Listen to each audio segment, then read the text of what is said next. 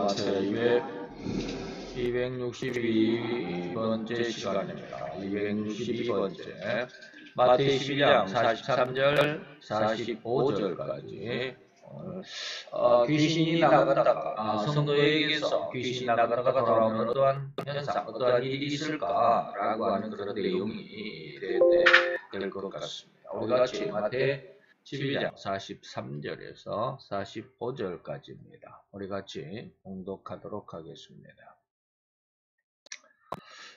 우리 번독합니다. 더러운 귀신이 사람에게서 나갔을 때 물 없는 곳으로 다니며 쉬기를 구하되 얻지 못하고 이에 가로되 내가 나온 내 집으로 돌아가리라 하고 와보니 그 집이 비고 소재되고 수리되었거늘 이에 가서 저보다 더 악한 귀신 7을 데리고 들어가서 거하니 그 사람의 나중 형편이 전보다 더욱 심하게 되느니라. 이 악한 세대가 또한 이렇게 되리라. 아멘. 이 말씀 속에서 오늘 우리는 마태 12장 16달락으로 나누었다라고 그랬습니다. 16달락으로 중에 11번째입니다. 어떤 귀신론이라는 건 없지만 귀신에 대해서 오늘 일부입니다. 다음 시간에는 이제 일부로 귀신이 다시 들어올 수 없는 신성. 오늘은 이제 되돌아오는 신성. 어떠한 신앙이 그런가? 좀 이런 것을 한번 생각해 보도록 하겠습니다. 자, 남방의 왕이 솔로몬에게 와서 지혜를 얻어 그 나라가 큰 은혜의 나라가 되었다. 우리가 지난 시간 구글 지도에 보면 소말리아 예전에 우리나라 유조선인가요? 유조선인가를 납치해 갔다가 우리나라의 그 청해부대의 그 병사들에게 용사들에게 제압당한 그 사건이 있었죠. 바로 그 나라 소말리아 바로 옆에 있는 상당히 큰 나라 이리오피아. 당시에는 엄청나게 컸겠지만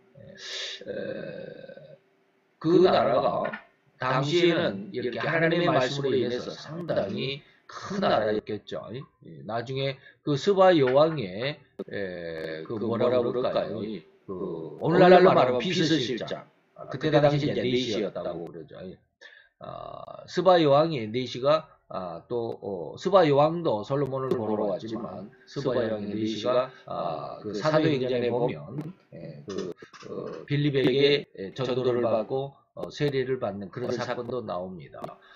어떻게 보면 당시에는 하나님의 말씀을 사모했던 지금의 에티오피아, 그때 당시에 스바라고 하는 나라는 참으로 크게 부흥했던, 강대했던 그런 나라였을지 모르겠지만 요즘 하나님의 말씀을 그 이후에는 아마 성경적인 어떤 명확한 기록들이 없으니까 그 이후에는 하나님의 말씀을 버린, 요즘으로 말하면 그 지역이 거의가 다 무슬림 지역이죠.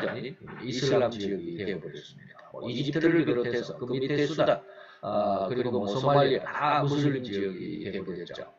그래서 하나님의 말씀을 빼앗겨버린, 어떻게 보면 하나님의 말씀을 저버린 그 나라의 안타까운 모습들이 오늘날 나타나고 있지 않나라고 이렇게 생각해 볼 수 있습니다. 그래서 어쨌든지 솔로몬에게 스바 여왕이 와서 하나님의 말씀과 그 지혜를 얻어서 그 나라가 큰 은혜를 입는 그런 나라가 되었다고 할 수 있습니다. 또 니느웨가 요나의 전도를 받아들임으로 구원을 받을 수 있었던 엄청나게 큰 하나님의 축복을 받았던 나라 그 한 순간이기도 했죠. 그리고 그런 내용의 말 끝에 이 말이 이어지고 있다는 점에서 하나님의 진의를 우리는 찾아볼 수 있어야만 한다라는 것입니다. 그렇게 해서 다시 말하면 하나님의 말씀을 듣고 하나님의 귀한 은혜를 얻었으면 반대적으로 보면 귀신이 나갔다 이 말입니다. 귀신이 나갔다가 이 귀신이 쉴 것이 없어서 도로 그 집에 돌아와 보니 그래야 돼. 들어왔다라는 게 아니라 처음에는 돌아와 보니 그래야죠. 돌아와 보니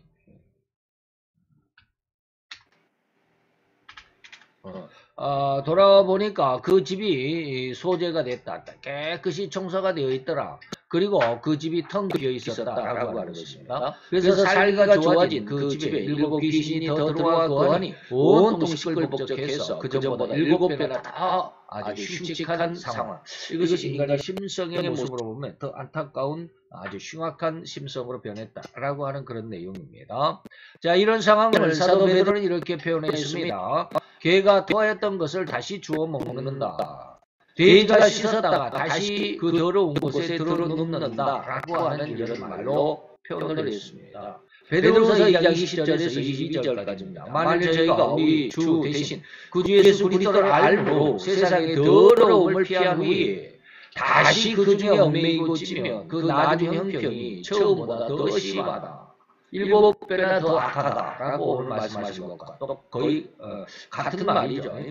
그래서 의의 도를 안 후에 받은 거룩한 명령, 다시 말하면 우리가 하나님의 은혜 가운데 있는 하나님의 은혜 가운데 있었던 하나님의 복음의 은혜로 말미암아 은혜 가운데 있는 그 상황, 다시 말하면 성도가 되었을 그 상황에 안 후에 거룩한 명령을 저버리는 것보다, 다시 말하면 예수를 믿고 타락한 것보다 이 말입니다. 그 거룩한 명령은 뭐예요? 말씀이죠. 성경 말씀을 저버리는 것보다 차라리 처음부터 알지 못하는 것이 도리어 저희에게 나았으리라. 다시 말하면 그냥 안 믿다가 지옥에 가면 차라리 안 믿었으니까 지옥 가는 당연하게 하겠다라고 이렇게 생각이 되지만 믿다가 잘못 믿으면 믿다가 잘못 믿다가 그 믿음에서 타락해버리면 나는 예수를 믿었는데 왜 나는 지옥에 와야 되냐, 뭐 이런 그런 어떤 인간적인 어떤 해석에서 보면 그렇게 할 수 있겠죠. 그래서 이 말을 베드로가 22절에 이렇게 말합니다. 참 속담에 이르기를 걔가 그 토하였던 것에 돌아갔다. 토하였던 것을 다시 주워 먹었다 이 말입니다. 돼지가 씻었다가 더러운 구덩이에 자기 똥 위에 도로 들어눕는다라는 말이 저에게 나였습니다. 라는 것입니다. 돼지는 왜 자기의 똥 위에 도로 들어놓을까요? 돼지는 인간처럼 그 피부에 땀샘이 없다고 그래요. 땅구멍이 없어요. 피부가. 땅구멍이 있다는 것은 우리 속에 있는 열이 땅구멍을 통해서 땀으로 계속 배출을 하죠. 그러면 열기가 빠져나오므로 우리 몸이 조금 체온을 유지하는 이런 그 기능이 있는데 돼지는 그게 안 되니까 땅구멍이 없으니까 시원한 데 가서 누워야 돼요. 이거 우리가 흔히 말하는 진흙 목욕이라고 그러잖아요. 동물들 막 진흙 웅덩이에 들어가가지고 몸을 거기서 막 부비죠. 그래가지고 나와서 말려가지고 또 나무에다가 쓱쓱 긁어대면 몸에 있는 찐득이 같은 것도 떨어지고 막 그렇다고 그러죠. 네, 바로 이러한 상황이었습니다. 그러니까 자기 몸에 자기 체온을 조절만 스스로의 신앙을 유지하지를 못해요. 그런 상황을 지금 돼지에게 그 비유로 돼지의 어떤 그 생태를 신앙으로 비유할 수 있습니다.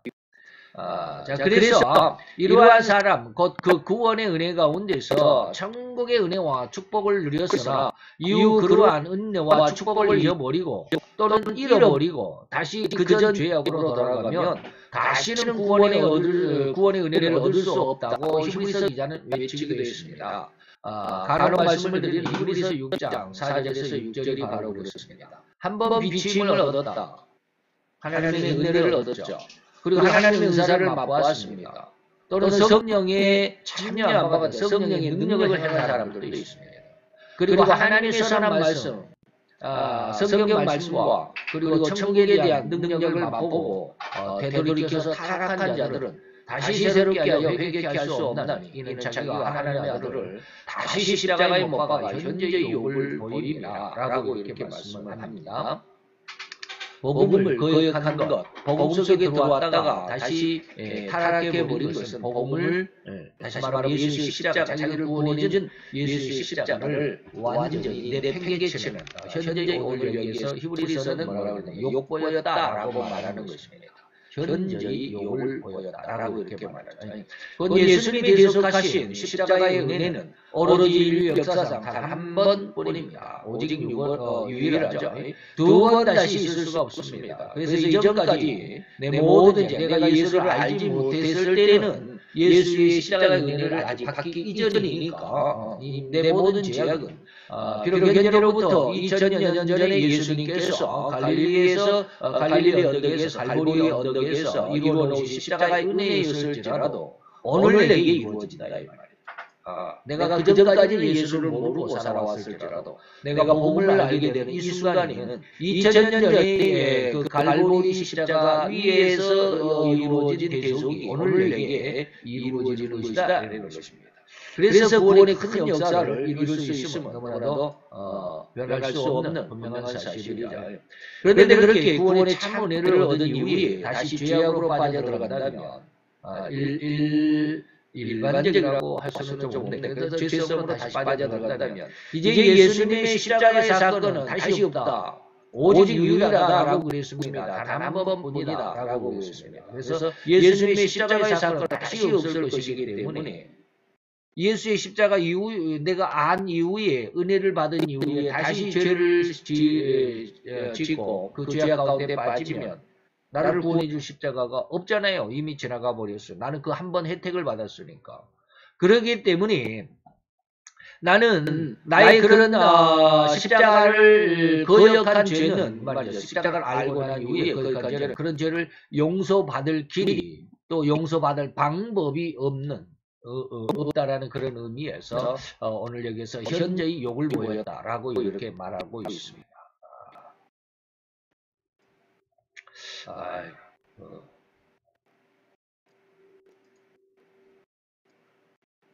자, 이러한 모든 일련의 내용과 의미가 바로 이 구절의 의미와 너무나도 부합하죠. 베드로에 비해서와 같이 개가 토하였던 것 또는 돼지가 씻었다라는 이런 의미는 더러움에서부터 청결함을 입었다는 의미입니다. 위 속에 있는 거북한 것, 또 소화되지 못한 것, 또 건강을 위한 영양소라기보다는 위를 뒤틀리게 하고 위에 통증을 유발하는 알곡이 아닌 쭉정이 같은 그런 상황, 또 가라지와 같은 그런 것들로 비유된 이 죄라는 것이 바로 우리가 토했던 것, 토해져 나온 것, 그리고 돼지가 자기 똥이라고 똥에 도로 넣었을 때 똥이라고 하는 것을 우리가 죄라고 비유해 볼 수 있다라고 하는 것인데 바로 이것을 토해냈다, 죄를 토해했다, 다시 말하면 죄를 회개했다라는 그런 의미입니다. 돼지는 더러운 곳에 곧잘 누가답니다. 이는 몸이 가렵기 때문이고 흔한 말로 지능 목욕을 하는 의미와 같이 몸의 피부에 이르더라 벌레들 또는 세균들이 몸에서 떨어뜨리는 이 지능을 발라서 말리고 나무에 몸을 비벼 흙을 떨쳐내면 그 흙의 세균이나 벌레들이 함께 딸려서 피부에서 떨어져 나가는 것처럼 그래서 몸이 시원해진 것처럼 죄를 회개함으로 인해 성도의 영과 마음에는 천국과 같은 시원함과 청결함을 얻게 된다는 의미입니다. 그런데 그렇게 더했던 것을 다시 주워 먹는다. 어느 정도의 시간이 지나니까 이 성도가 어느 정도 시간이 지나니까 어느 정도 세월이 흐르고 나면 이전에 토했던 그 죄악의 모습을 다시 반복하고 있다는 말입니다. 예전에 그 영화로도 나왔었는데요. 조땡은이라고 하는 전라도 아주 조폭의 두목이 있었습니다. 지금도 양땡이파라고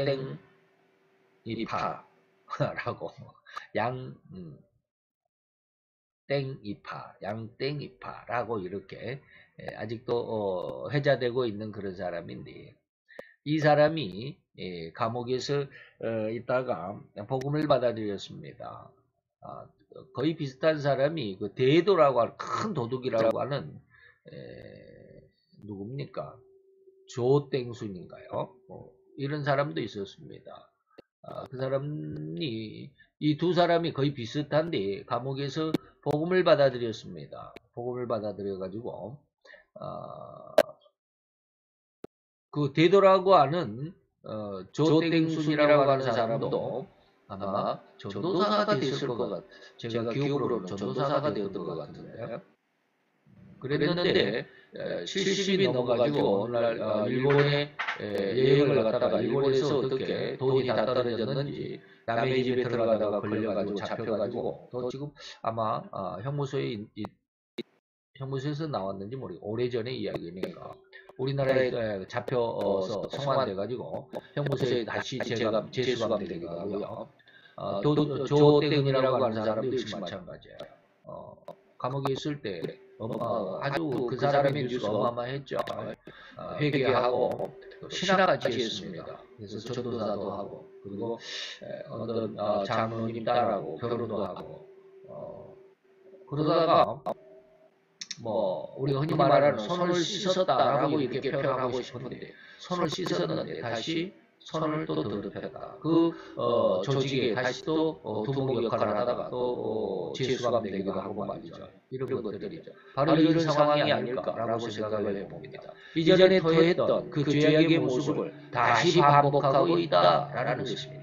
즉 성도가 교회에 나와서 오래 믿기도 하고 기도도 하고 찬송도 하고 착한 사람이 되었는데 그 속에 그리스도의 영이 없으니까 그리스도의 영이 없다.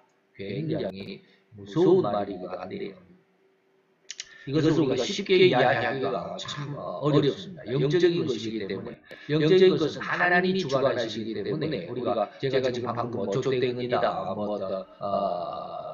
조땡입니다. 조땡순이다라고 하는 말씀을 두 사람의 예화를 드렸지만 제가 그렇게 말씀을 드렸지만 그 사람들도 하나님의 어떤 은혜 가운데서 다시 구원받을 수 있는 은혜 가운데서 이제 다음 시간에 제가 그런 말씀을 하겠지만 아까 이제 제가 그런 말씀을 드렸죠. 이 이후에서는 귀신이 다시 들어올 수 없는 심성 그런 신앙들에 대해서 말씀을 드리겠지만 그리스도의 영이 있다 없다라고 하는 것은 하나님의 주관이기 때문에 인간이 어떻게 쉽게 일사전에 알고 할 수가 없어요. 단지 우리가 표현할 수 있는 것은 예수님께서 분명하게 너희가 그 모습을 알 수는 있다라고 이렇게 말합니다. 다시 말하면 마태복음 24장의 아름다운 열매, 다시 말하면 좋은 나무는 좋은 열매이죠. 나쁜 나무가 나쁜 열매를 맺는다라고 하는 것. 그것으로 인해서 그 열매로 그 나무를 안다라고 했던 것으로 우리가 짐작해 볼 수 있는 것만큼을 우리가 그렇게 볼 수 있는 것이죠. 그 이상은 우리가 어떻게 해석해 볼 수가 없어요. 어쨌든지 그렇습니다. 그래서 어쨌든지 제가 말씀드린 것은 참고로만 이야기를 하시고 우리가 정말로 신앙 안에 다음 시간에 이제 그 말씀이 또 다음 시간을 또 미루지만 진짜 우리가 우리의 심성 속에 하나님의 말씀으로 거듭났다. 예수의 복음으로 예수의 십자가로 우리가 구원을 받았다라고 한다면 다시 돌아가지 않습니다. 죄악으로 다시 돌아가지 않습니다. 그 하나님의 구원의 은혜라고 하는 그 습성이 그렇게 돼 있습니다. 제가 이제 어떻게 말하면 어린아이가 세상에 태어나면 잘할 수밖에 없어요. 왜? 살아있으니까. 죽어있는 아이는 사산된 아이는 잘하지 못합니다. 왜요? 죽었으니까. 생명이 없으니까. 잘하는 아이는 뭐요? 생명이 있으니까. 살아있으니까 이 말이에요.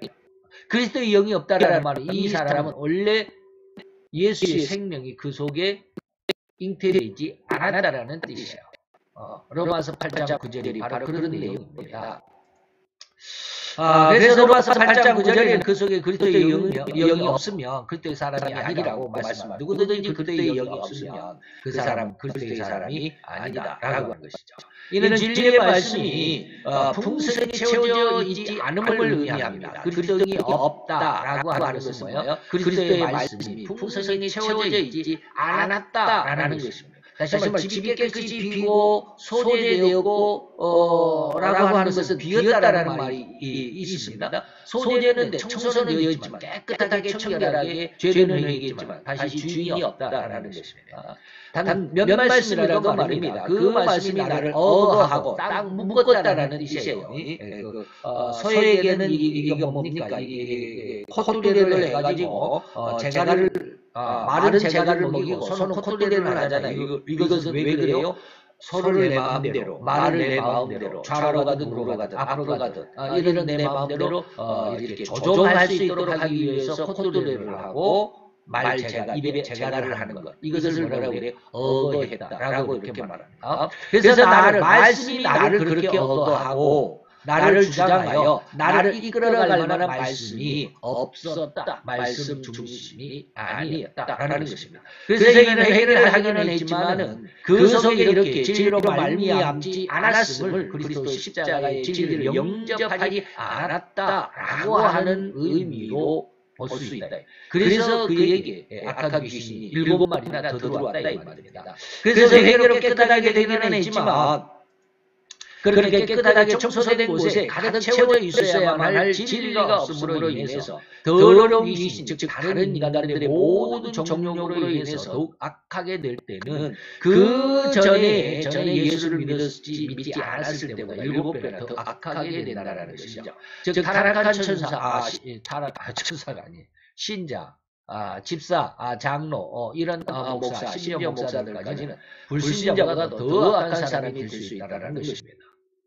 그래서 회개한 다음에는 복음을 믿어야만 한다라는 의미이며 복음을 믿지 아니하면 이처럼 7배나 더 악하게 될 수 있음을 알아야 한다라는 것입니다. 그래서 우리가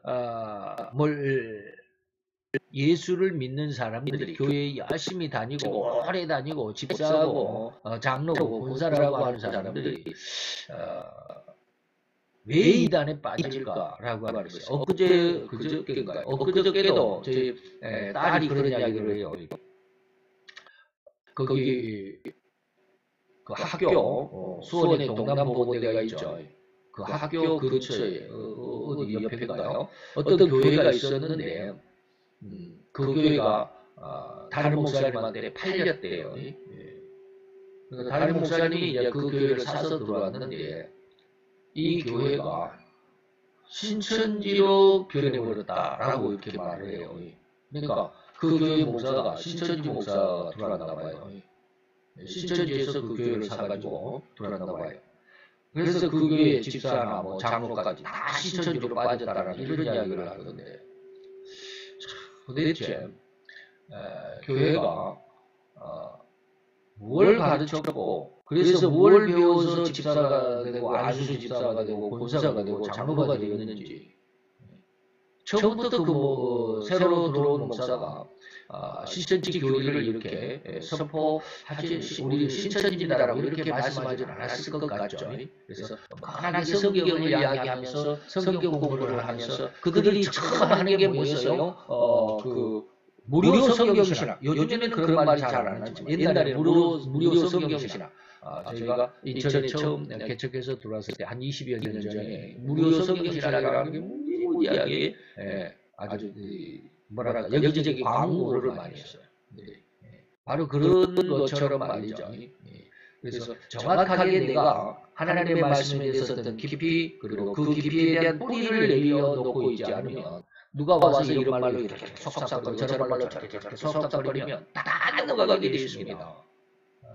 그가 장로라도 그가 뭐 권사라도 그가 목사라 할지라도 넘어가게 되어 있어요. 왜요? 주인이 없잖아. 그 집에 깨끗하게 소재는 되었지만 주인이 없잖아. 말씀에 뿌리가 없잖아요. 그래서 적든지 많든지 나를 뭐 적든지 많든지 말씀이 나를 억어하고 나의 일생을 주장할 수 있는 어떤 말씀이 없으면 그 전보다 더 악한 사람이 될 수 있음을 주님이 이 구절을 통해서 42절, 43절, 44절, 45절 이 말씀을 통해서 오늘 증거하고 있습니다. 시편 119편 45절 그리고 50절을 보면 나의 사랑하는 바 주의 계명을 스스로 즐거워하며 또 나의 사랑하는 바 주의 계명에 내 손을 들어 주의 율례를 묵상하리이다. 주의 종에게 하신 말씀을 기억해 주십시오. 주께서 나로 소망이 있게 하셨습니다. 이게 아주 중요한 말이에요. 우리가 진짜 예수의 복음, 예수의 십자가 은혜를 얻었다고 한다면 우리의 마음 중심에 하나의 소망이 생깁니다. 그건 예수에 대한 진리에 대한 소망이 하나 생기게 됩니다. 그래서 이게 살아 생명력 있게 합니다. 그래서 이 말씀이 조금씩 성장하게 되어 있습니다. 어린아이가 나면, 갓난아기가 나면 성장해야 한다고 아까 말씀을 드렸습니다. 왜 성장하냐? 생명이 있으니까, 살아있으니까. 근데 그 생명이 내 속에 없으면 자라지를 못합니다. 그렇다는 거죠. 그래서 이 말씀은 나의 곤란 중에 위로가 되고 주의 말씀이 나를 뭐했다? 살렸기 때문입니다. 라고 하는 것이죠. 이제 우리 60만 명이라고 하는 대군을 인도하여 가나안 땅으로 진격해 들어가야 할 막중한 사명을 모세로부터 이양받은 여호수아라고 하는 후계자죠. 그에게 가장 중요하고 핵심적으로 삼아야만 하는 제1조건이 되는 것이 무엇이었는지 여러분 아십니까? 바로 하나님의 약속이신 그 말씀을 늘 입에서 떠나지 않도록 외우라고 하는 것이었습니다. 이게 여호수아 1장 6절로 9절입니다.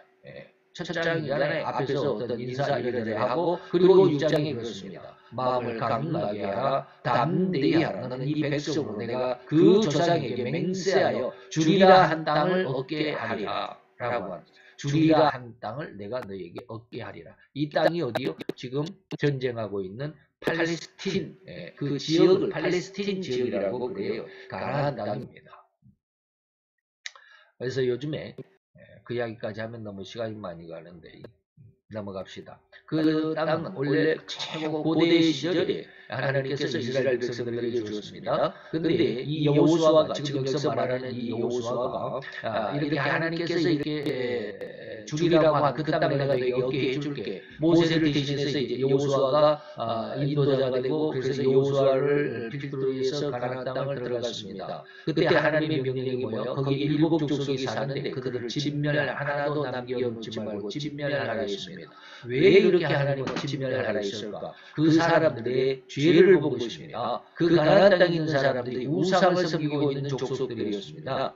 그렇기 때문에 그 사람들을 남겨놓으면, 다시 말하면 죄를 남겨놓으면 그 죄가 성장해서 너희의 옆구리를 가시가 찌르듯이 너희들의 옆구리에 가시가 될 거야. 그 나라들이 지금 뭐가 됐어요? 지금 이슬람입니다.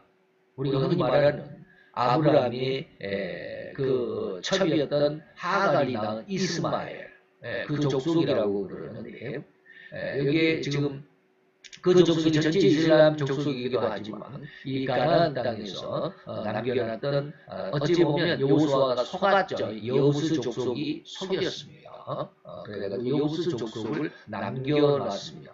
아마 제가 인류 역사를 좀 공부를 하면 여부스 족속에 대해서 좀 공부를 하고 싶은데, 여부스 족속이 오늘날 그 가나안 팔레스틴 지역에 남아 있었던 사람들이 아닐까라고 이렇게 생각해 봅니다. 어쨌든 그렇습니다. 그래서 그때 그렇게 해서 이스라엘 백성들이 가나안에 이제 정복을 해서 정착을 하게 되었고, 그리고 나서 오랜 시간 살아왔었는데, 예수님이 세상에 오시기 전에, 다시 말하면 722년 전에 북쪽 이스라엘이 망했죠. 남쪽 유다는 100년쯤 후에 606년에 나라가 망하고 말았습니다. 그래서 가나안 땅에 들어갔던 이스라엘 족속들이 세계 방방곡곡으로 흩어져 버렸습니다. 그리고 이렇게 그러니까 뭐 유다를 기준으로 한다면 예수님의 606년 전에 나라를 그 가나안 땅을 다시 빼앗겨갖고 세계로 흩어져 버렸던 이스라엘의 백성들이 1945년, 그러니까 2550년 만에 나라를 회복합니다. 다시 고향 땅으로 되돌아옵니다. 그런데 그 2550년 동안에 그 땅을 버릴 수 없잖아요. 아무리 주인이 없다고 해도 뭐 한 20년만 없어도 다른 사람이 들어와서 사는데, 2550년 동안 그 지역에 있었던 사람들, 여부스 족속들을 비롯해서 많은 사람들이 들어와 살았습니다. 그 사람들이 지금 팔레스타인의 팔레스타인이라고 하는 사람들입니다. 가자 지구에 거기에 이스라엘이 들어와가지고 1945년 5월, 우리나라는 1945년 3개월 뒤인 8월에 우리나라는 독립을 얻었고요. 우리나라보다 3개월 전에 5월달에 이스라엘이 독립을 얻었습니다. 그리고 나서 그 이스라엘의 중심에 아주 조그맣게 들어와서 살면서 전쟁을 그 주위에 있는 그 나라들, 이슬람 나라들과 네 번의 전쟁을, 이번이 이제 5차 전쟁이 될 거라고 그러는데, 자, 우리가 그 네 번의 전쟁을 하면서도 그 주변에 있는 사람들에게 2550년 동안에 이 유대인들이 유럽에 많이 흩어져 들어가서 유럽에서 살다가 유럽에서 뭘 했느냐면 금융업을 했습니다. 금융업. 이자 노래라 은행업을 했다 이 말입니다. 돈을 엄청나게 많이 벌었어요. 몇 사람들이. 그러한 이제 돈을 많이 버는 사람들이 이스라엘로 들어와가지고 주변에 있는 팔레스타인들이 너무나 가난하게 사니까 그 사람들에게 다 돈을 주고 땅을 삽니다. 정상적으로 땅을 삽니다. 그랬던 지역들이 지금 뭐 울란고원이 뭐 밑에 시나이 반도 옆에 있는 그런 어떤 땅들을 돈을 주고 삽니다. 그래서 많은 땅을 돈을 주고 삽니다. 그래서 조금 처음에 1945년도에 이 그 뭡니까 그 이스라엘에게 할량했던 그 땅 뭐 되찾았던 그 땅보다 지금 상당히 많이 지금 현재의 이스라엘 땅의 모습이 그 땅입니다. 그렇게 돈을 많이 주고 샀는데 그렇게 돈을 받고 팔아버린 먹고 살기 힘드니까 돈을 받고 팔아버린 이슬람 족속들은 굉장히 이슬람 그 주변의 단체들에게 많이 비난을 받았죠. 네가 먹고 살기 힘들다고 왜 땅을 유대인들에게 팔아버리냐 막 이렇게 정작 그런 어떤 역사가 있었는데요. 그리고 나서 그 지역에 있었던 사람들을 4차 전쟁을 하면서 이스라엘이 한쪽으로 몰아붙여버렸습니다. 그 땅이 바로 가자 땅입니다.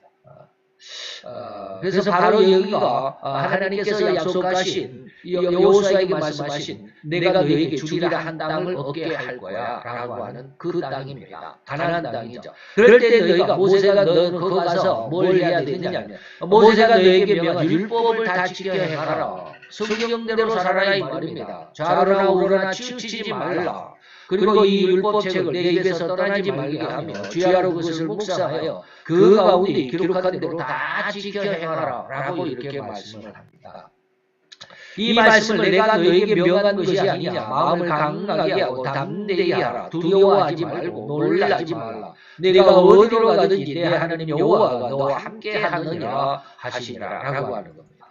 자, 아시겠습니까? 60만 명이나 되는 대군을 인도하려면 절대로 하나님의 말씀으로 무장되어 있는 자여야만이 한다라는 의미로 받아들일 수도 있지 않겠는가 이 말입니다. 그래서 제가 요즘에 많이 그 하나님 앞에 기도하고 그냥 뭐 아주 탄식하면서 기도하는 것들 여러분들이 4월 달부터 아주 말씀을 많이 드렸습니다. 그 이전에도 그랬지만 창세원이라고 하는 제가 이제 하나님의 사회 비전을 하나님께서 제게 시작하게 한다면 이것을 많이 저는 방금 지금 말씀드렸던 이 말씀을 모토로 하고 싶어요.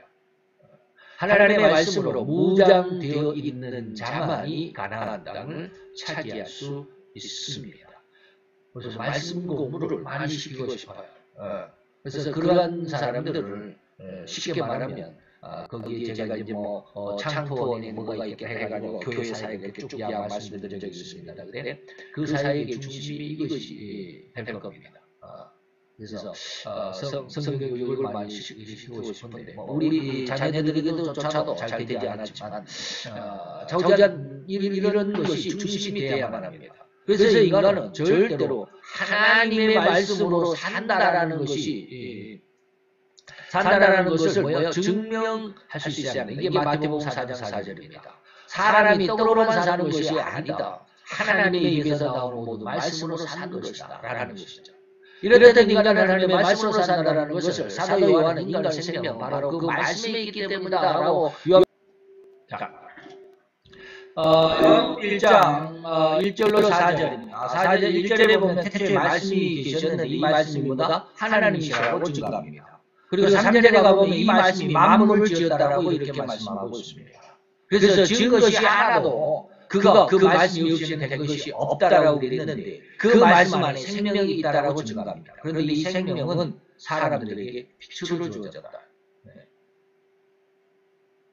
그래서 예전에 제가 전도사 때 학생부를 담임하고 있었는데 학생 중에 하나가 이렇게 물어봤습니다. 전도사님, 창세기 1장 1절에 보니까 태초에 하나님이 빛을 만드셨습니다. 라고 이렇게 되어 있습니다. 자, 한번 볼까요? 그런데, 그러면, 그, 태초에 있는, 빛하고, 창세기 1장 1절.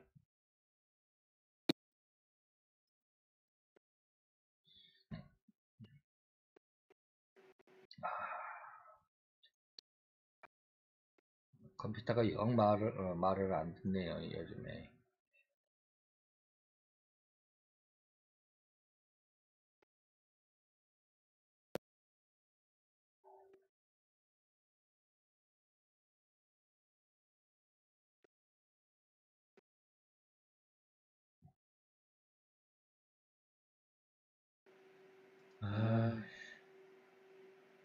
왜 이러지? 컴퓨터가 왜 이러나 안 그랬는데?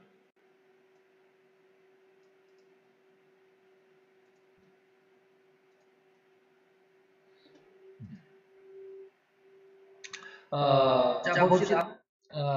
1장 3절에 보니까 가라사대 빛이 있으라 했습니다. 3절에 보니까 빛이 있으라 했죠. 근데 이 빛하고 네 번째 날에 해와 달을 만드시죠. 여기에서 광명이 있습니다. 셋째 날 다음이 이제 1장 13절이 셋째 날, 그리고 그 다음에 하나님이 가라사대 하늘의 궁창에 하늘에 광명이 있습니다. 그래서 그 광명으로 주야를 낮과 밤을 그리고 사시사철을 이루게 할 거야 라고 했는데 이때 이제 해와 달이죠. 그래서 큰 광명은 큰 광명으로는 낮을 주관하고 작은 광명 다시 달이죠. 작은 광명은 달이죠. 그래서 밤을 주관하게 하겠다라고 했습니다. 그러면 이것이 언제냐면 이게 바로 넷째 날이죠. 19절에 보니까 넷째 날입니다. 자 그러면 여기에 사람 치다라고 그랬는데 예전에 제가 그 전도사 때 학생들로 다니고 있었는데 학생 중에 하나가 전도사님 1장 3절에 나오는 빛하고 넷째 날에 만든 그 태양이나 달 이 빛과 어떻게 다릅니까? 제가 대답을 못했어요.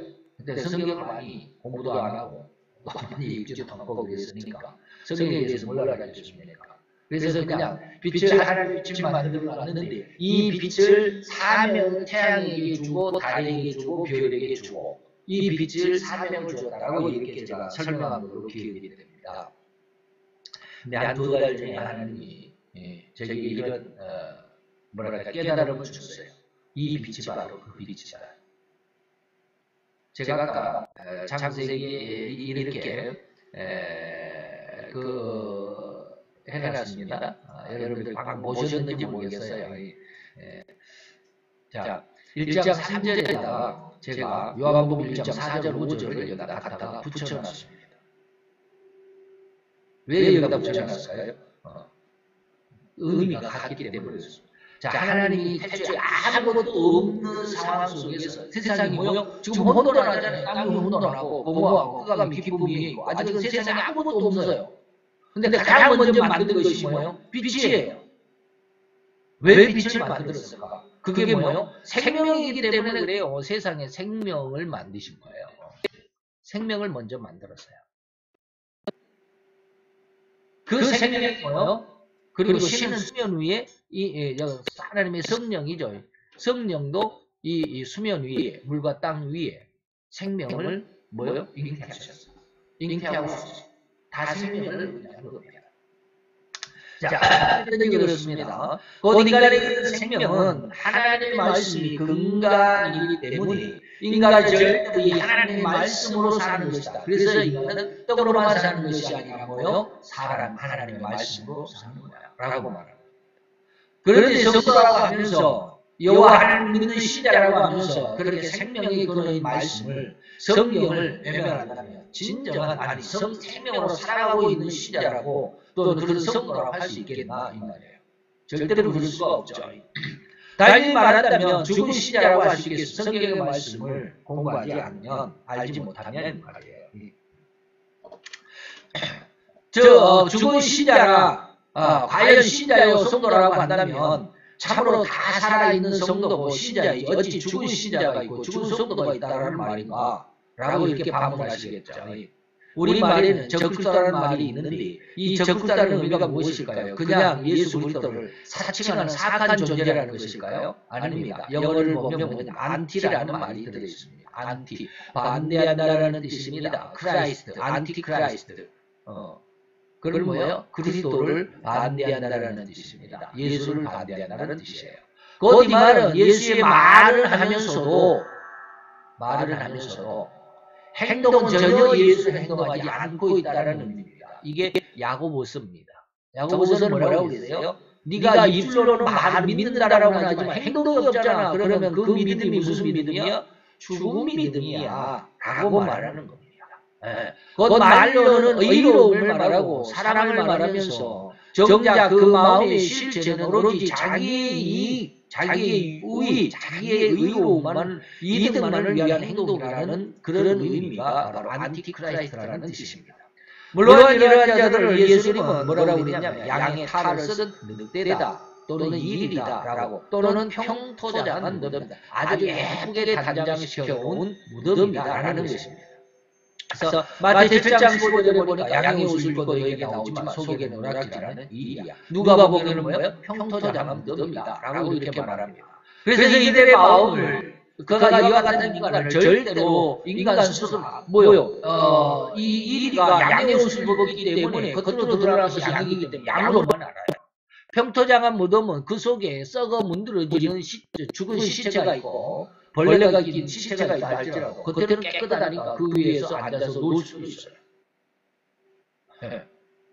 그래서 이것을 바로 이들의 마음을 이러한 인간을 절대로 알아챌 수도 없는 눈치조차 챌 수도 없는 이런 흉악하고 숨겨져 있는 가장 사악한 심성들을 이렇게 예수님이 양의 탈을 쓴 일이다. 평토장한 무덤이다. 라고 이렇게 말하는 겁니다. 그래서 마태 7장 제가 늘 이야기하는 21장, 마태 7장 21, 23절입니다. 그리고 26절, 27절은 그 결론입니다. 나의 이 말을 듣고 행치 아니하는 자는 그 집을 모래 위에 지은 어리석은 사람과 들으니 비가 내리고 장수가 나고 바람이 불어 그 집에 부딪힘에 무너져 그 무너짐이 심하게 될 거야 라고 말하는 것이죠. 즉 바로 이 말씀이 없는 신자, 그 생명이 없는 죽은 신자의 외형적이고 외형으로만 신자고 이 말이에요. 그리고 그런 결말을 이야기하는 것입니다. 예수님으로부터 내게서 떠나가라는 명령을 받았으니 곧 영원한 지옥에 형벌일 뿐입니다. 아까 23절이 그렇습니다. 내가 너희를 도무지 알지 못하니 나로 하여금 뭘 했어요 그 사람이? 주의 우리가 주의 이름으로 많은 권능을 선지자에게 노술하며 주의 이름으로 귀신을 쫓아내고 주의 이름으로 많은 권능을 행했습니다. 라고 하는 거잖아요. 그런데 예수님은 뭐요? 내게서 떠나가라 라고 이렇게 말하는 겁니다. 네? 나는 너를 몰라. 기억하시는지는 모르겠는데 마태오 5장을 우리가 다시 한번 해석해 보면서 이 부분 거짓 선지자의 거짓 신자의 안타까운 신앙 상태 또한 신앙 생태를 한번 제고해 봅시다. 그 민수기서 22장에서 24장까지는 누가 나오냐면 미디안의 선지자 발람이 나옵니다. 그런데 인간들은 하나님을 떠나고 죄악으로 눈이 감겨져 버린 인간들이기 때문에 어찌 하나님을 깨달을 수가 있겠느냐. 모른다 이 말입니다. 그래서 세상의 재물과 높은 권세와 명예인 관직에 눈이 멀어버린 한 인간을 보게 되는데 이 사람이 발람입니다. 그것도 하나님을 섬기며 하나님께 기도할 때마다 응답을 얻었고 가장 하나님의 말씀을 잘 따른다고 자부할 정도로 절대적인 신앙으로 위장하고 있었던 발람 선지자가 바로 그 장본인입니다. 저는 이렇듯 이스라엘의 적국인 고울이라고 하는 저는이 아니라 그는 발람은 이 고울이라고 하는 나라의 왕 발락 왕이 보내온 많은 재물과 높은 벼슬 자리에 현혹이 되어서 자기가 타던 나귀가 보았던 불칼을 든 천사조차 보지 못했던 가장 신앙인인 척한 가장 흉악한 거짓 선지자였음을 볼 수 있습니다. 민수기서 22장 23절. 자, 여호와의 사자가 그 발람의 길을 막으려고 길에 섰습니다. 그리고 나귀가 그 여호와의 사자가 칼을 빼어 손에 들고 길에 선 것을 보고서 길에서 떠나서 밭으로 들어갔습니다. 나귀는 지금 뭘 봤어요? 발람 선지자가 보지 못하는 천사를 보고 있어요. 근데 천사가 지금 뭐하고 있어요? 칼을 빼서 손에 들고 있어요. 왜? 지금 거기 가까이 오면 발람의 목을 쳐서 죽이고자 했다 이 말이에요. 그리고 31절 33절로 넘어가 보면 그때 여호와께서 발람의 꿀 밭으로 길에서 떠나서 밭으로 들어가니까 발람이 나귀를 길로 돌이키려고 길로 다시 데리고 나오려고 채찍질을 하니까 세 번 때렸다라고 그러죠. 여기서 보니까 세 번 때렸다는 그러면 채찍으로 아마 때렸던 모양이에요. 그때 여호와께서 발람의 눈을 밝히심에 여호와의 사자가 손에 칼을 빼어들고 길에 선 것을 보고 머리를 숙여 엎드렸다라고 말합니다. 그러면서 보라, 너의 길이 내 앞에 패역함을. 아니, 하나님이 가라겠는데 왜 이렇게 패역하다고 그랬을까요? 하나님이 가라고 하라겠거든요. 세 번 기도 때. 첫 번째 가지 마라, 두 번째 가지 마라, 다시 말하니까 가라 그랬거든요. 근데 하나님이 가라고 해놓고 왜 패역하다고 그랬을까? 어거지를 쓰니까 하나님이 그냥 줘보는 겁니다. 너 이거 안 돼. 어린애가 자꾸 칼을 달라고 그러면 어떻게 안 주죠? 안 줘야 되는데 더 달라고 하니까 그럼 너 한번 가져봐 하면서 아빠가 옆에서 그냥 아주 온 정신을 다 집중해가지고 애기가 가지고 노는 칼을 보죠. 행여라도 그 칼로 크게 상하면 안 되잖아요. 근데 애기가 그 칼을 가지고 놀다가 손가락이라도 조금 베가지고 피라도 나면 그걸 경험을 삼으라 이 말입니다.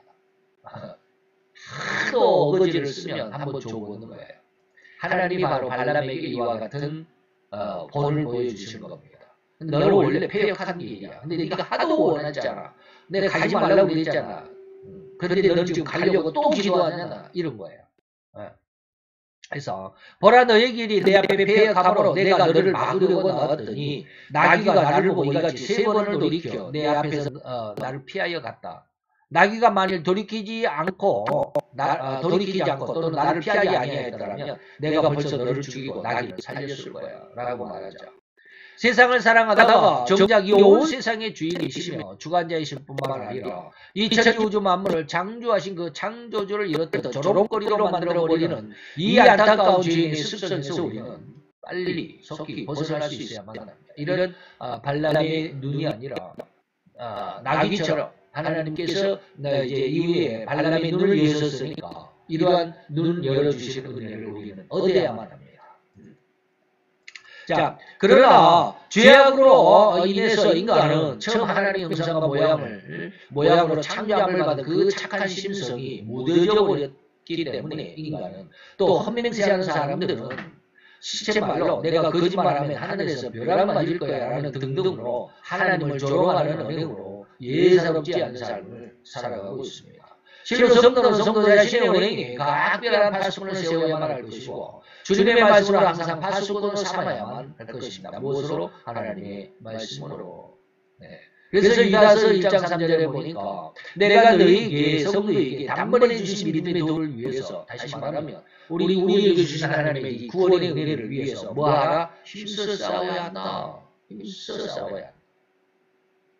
한번 내가 구원을 받았으니까 나는 이제 무슨 짓을 해도 상관없어라고 하는 이런 어떤 가짜 속임에, 가짜 복음에 속지 말아라는 거예요. 그 가짜 복음이 뭐예요? 오늘날 말했던 오대양 사건, 그 다음에 유병언인가요? 그 세월호 사건, 거기가 어디예요? 958. 나는 이제 구원을 받았으니까 무슨 짓을 해도 상관없어서 남의 것을 다 뺏어도 괜찮다. 왜? 하나님이 아까 말씀을 드렸죠. 여호수아에게 가나안 땅에 들어가서 그들을 다 진멸하고 그들의 모든 재산을 몰수해 회수해라라고 이렇게 말씀하십니다. 그러니까 가나안 여호수아에게 그 불신자들의 재물을 빼앗아도 된다고 그랬잖아. 그래서 오대양 사건이 바로 그런 겁니다. 오대양 회장 박땡자라고 하는 여자 회장이 그때 당시에 뭐 아주 수십억인가 150억 몇 억인가를 빌려다가 안 갚은 그리고 나서 그 결말이 42명의 집단 자살 사건으로 마무리를 지었던 것이 바로 오대양 사건입니다. 자, 성도 여러분, 여기 예수님의 동생 유다가 공부할 때 힘써 싸우라는 이 말의 의미를 이해하고 계신가요? 싸움에 더욱더 힘쓰라는 의미입니다. 우리 구원을 지키기 위해서 우리가 다가올 수많은 이단들, 요즘 아까 말했던 신천지 아까 말씀을 드렸잖아요. 정확히 하나님의 말씀이 그래서 이단들과 그리고 사설들 아주 간사한 이단과 사이비들 사설들에 대해서 우리가 싸우려면 어떻게 해야 돼요? 말씀의 주인이 있어야 돼요. 내 마음속에. 힘써 그것을 뭐라고 했어요? 힘써 싸우라는 말로 오늘 예수님의 동생 유다는 그렇게 표현하고 있습니다. 그렇다면 이 싸움을 장려하시는 건가요? 이마에 붉은 띠를 두르고 투쟁 혹은 뭐 결사항전 이러한 등등의 문구를 아로새기고 두 주먹을 불끈 쥐고 아주 그냥 데모를 하는 그 선동하라는 거예요. 진정한 신자라면 이러한 의도가 아니라는 것 좀 쉽게 이해하실 수 있을 겁니다. 그렇게 머리에 붉은 띠 매라는 뜻이 아니에요. 주님은 절대로 전쟁을 혹은 분쟁을 장려하시는 분이 아니시면 잘 아실 것입니다. 절대로 그런 분쟁을 장려하거나 부추기는 의미가 아니라 바로 전에 하신 말씀을 잘 알아야 합니다. 성도에게 단번에 주신 믿음의 도를 위해서 단번에 주신 믿음의 도 이것은 히브리서 7장에 보니까 예수님이 뭐예요? 단번에 자기를 들여서 우리를 구원하셨다라고 하는 것입니다. 실제하게 보니까 단번에 자기를 들여서 하나님께 나가는 모든 자를 온전하게 구원했다라는 뜻입니다. 이해가 되죠?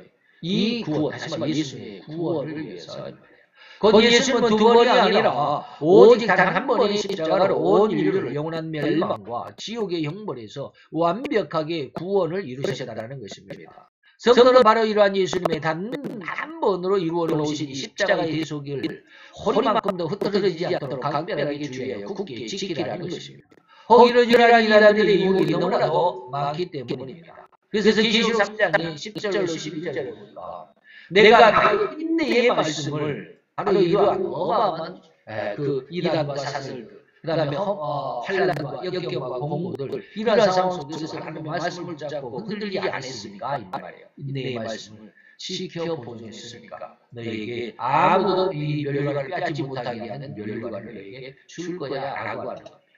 이 오늘날 시대에 너무나도 많은 이러한 이단의 사설과 사이들에게 유혹하는 말들이 난무하게 될 것을 주님은 너무나도 잘 아셨기 때문에 이렇게 믿음을 예수님이 이루어오신 그 십자가의 대속을 믿는 그 믿음을 결코 흐트러뜨리거나 얕잡아보아 장자의 명분을 죽 한 그릇에 팔아넘기는 것 같은 이러한 어리석은 망동하지. 이게 죽 한 그릇은 뭐요? 세상적인 물질, 세상적인 명예와 이권과 배부르게 할 만큼 권세 뭐 이런 것들이 있죠. 장자의 명분은 뭐요? 하나님의 영광의 그 영원한 천국, 영원한 생명 이것을 의미합니다.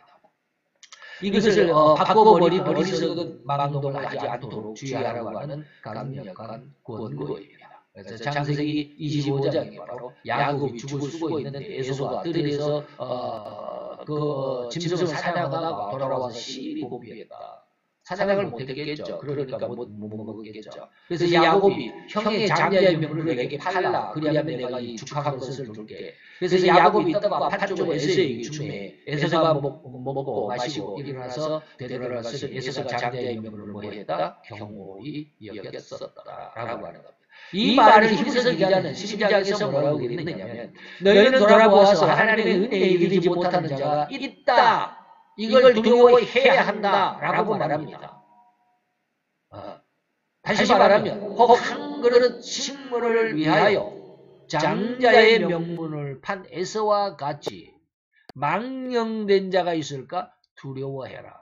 하나님의 구원의 은혜를 세상적인 이권과 자기 욕망과 야욕으로 바꿔버리는 이런 안타깝고 두려운 일을 하지 말아라 라는 것입니다. 그것을 뭐라고 그래? 힘써 싸우라는 말로 표현하고 있습니다. 힘써 싸우라는 의미를 참으로 깊이 수고하여 참광의 신앙이 되어야만 할 것입니다. 이 힘써 싸우라는 말의 의미는 진실로 피를 흘리기까지 전력을 다하고 죽기까지라도 대항해서 싸워야 한다라는 이러한 의미입니다. 이 위기 순간입니다. 옆에 지금 적군의 수탄이 떨어졌습니다. 그것을 주어서 다시 적군에게 던질 수 있는 시간이 없습니다. 너무나도 급작한 상황이기 때문에 바로 이러한 상황에서 당신이라면 어떻게 하겠습니까? 아마 죽을 힘을 다해서 수리탄이 터져서 살상할 수 있는 그 반경 밖으로 수리탄의 범위 밖으로 달아나고자 죽을 힘을 다해 달려 도망갈 것이 아니겠습니까? 그래도 가끔 영화에 보면 술탄이 터지면 그냥 주인공이 밖으로 집 밖으로 뛰쳐나가는데 뒤에서 술탄이 팍 터지면 그 바람이 또 그냥 막 저리 튕겨나가고 막 그런 영화들이 있잖아요. 그렇게 도망가라. 이게 바로 힘써 싸우는 거야. 거기 있으면 너 지금 터져 죽어. 바로 이러한 심성과 그런 상황에서의 그 어른처럼 힘써 싸우라는 의미가 바로 그런 것이었습니다. 그렇게 하지 않으면 자신을 당장에 죽을 수밖에 없기 때문입니다. 혹여 죽지 않을지라도 엄청난 피해를 볼 것입니다. 다시 회복이 불가능한 피해일 수도 있기 때문에 절대로 그 자리에 머물러서는 안 됩니다. 잘 이해하시고 기억하셔서 죄에 대한 성도의 언행 또 자세를 확실하게 확립해 나가시기를 간절하게 축원해 드린 바입니다. 그런데 또 하나 이러한 대응을 할 때 참으로 인간으로서는 결코 행할 수 없는 엄청난 요구를 하나님은 다시 하셨습니다. 성도에게. 뭐라고 그러냐면 악에게 지지 말고 선으로 악을 이겨라. 제가 가끔가다 그러잖아요. 저희 현장에서도 제가 화를 내는데 왜 화를 내느냐 하지 말라는 거. 그러면서 저는 아닌 것은 아니고 옳은 것은 옳다. 그럼 내 생각에는 뭐예요? 나는 지금 우리가 흔히 시체 말하면 FM. 제대로 아닌 것을 하지 말고 긴 것만 해라. 왜 다른 편법을 쓰냐 이런 뜻이잖아요. 잘하는 것 같잖아요. 근데 하나는 그것까지 하지 말라 그래요. 근데 지금은 안 돼요. 근데 하나는 하지 말라는 말이 뭐냐면 악에게 지지 말고 선으로 악을 이겨. 참 이게 너무 힘듭니다. 그렇게 나를 원수로 여기면서 나를 죽이고자 안달하면서 달려드는 그 상대방에게 나도 역시 그 상대가 나에게 하는 것처럼 그렇게 대응하지 말라고 요구하신 것입니다. 즉 오히려 선으로 악을 상대를 이기라는 권면의 요구입니다. 그러면 인간은 뭐야? 우리가 시체 말로 뭐야? 너는 배알도 없냐? 배알도 없냐? 막 그 전라도 말로 배알도 없냐? 간도 쓸개도 다 빼놨냐? 이런 말이죠. 여기서 배이라고 하는 것은 전라도 말로 배알의 줄임말로서 창자를 의미합니다. 창자도 없다라는 의미가 되는데 곧 그 어떤 공격이나 방해와 공작을 당하더라도 절대로 나의 감정이나 혈기를 폭발시킬 수도 없는 어쩌면 바보나 멍청이 같이 당하기만 하는 사람처럼 이라는 의미를 해석할 수 있습니다. 근데 그것은 바보나 멍청이가 아니에요. 그것을 초월한 사람이에요. 손자가 아무리 잘못된 짓을 해도 할아버지는 그냥 허허 웃는 것처럼 그런 심성이 되어야 된다. 그게 바로 세상을 이기는 심성이에요. 그러나 성도 이제 뭐 그것은 다음 시간에 그런 내용이 나오겠죠. 그러나 성도는 이렇듯 정당하지 못하는 세상의 모든 처사에 그냥 바로처럼이 아니라 바보처럼. 아까 여기에서 바보나 멍청이 이것처럼 그냥 바보처럼 나가고만 살아야 하는 자들이 아닙니다. 로마서 10장 21절의 말씀 이전에는 진실로 모든 판결은 하나님의 것이므로 하나님께서 오죽 잘 알아서 선악에 대한 판결과 결과를 주시지 않겠는가. 그러니 절대로 너희는 스스로 심판권 혹은 재판권을 가진 하나님처럼 행동하지 않도록 하라 라는 강력한 공고입니다. 저도 이제 제가 지난 주간 설교할 때 그런 말씀 드렸잖아요. 요즘에 야구를 많이 공부하는데 많이 지금 깨달아지는 게 많고 배우는 게 많다. 그래서 지금까지 요거를 쓰는 것을 다시 수정해야 할 것 같다. 뭐 이런 말씀 하셨잖아요. 바로 야구에서 바로 이런 거예요. 여기서 말하는 이런 내용들을 지금 여러분들이 말씀드린 이런 내용들을 야구에서의 중심이 바로 이런 거예요. 그래서 어쨌든 그건 그렇고요. 이렇듯 진정한 사람 혹은 진실로 회개로 인해 청결함을 얻은 성도는 이후로는 절대로 하나님의 말씀으로 완전하고 완벽한 진리의 성으로 굳된 이 성법으로 굳게 세워져 가야 한다는 의미일 뿐입니다. 이게 주인을 깨끗이 집을 청소하고 주인을 맞아들이는 것입니다. 바로 이럴 때 회개할 때 이 말이죠. 나갔던 귀신은 다시 돌아올 수 없을 뿐입니다. 잘 이해를 하셨을 줄로 믿습니다. 기도합시다. 할렐루야. 주님, 오늘 여호와의 귀한 은혜와 은총을 감사드리나이다. 주의 영광 앞에서 어리석은 저를 진정 하나님의 말씀으로 우리 심성에 힘이 되기를 또 우리의 삶을 인간의 이 연약한 삶을 이끌어가는 권능이 되기를 또 간절히 추구하는 바입니다. 아버지 하나님, 우리의 연약함을 주님 불쌍히 여기시고 세상을 이기고 죄를 이기고 마귀를 이길 수 있는 강력한 주의 능력으로 우리를 채워 주시옵소서. 충만케 하여 주시옵소서. 오늘도 주님의 말씀 앞에 있는 귀한 아들과 딸들 말씀들을 모든 하나님의 백성들을 위해 이와 같은 내가 함께 하시기를 더욱 간절히 아버지의 추구하며 주의 영광 가운데 우리의 모든 삶을 내려놓기를 원합니다. 하나님 은혜로 우리를 지켜내를 또 우리를 인도하여 주실 것을 믿고 감사를 드립니다.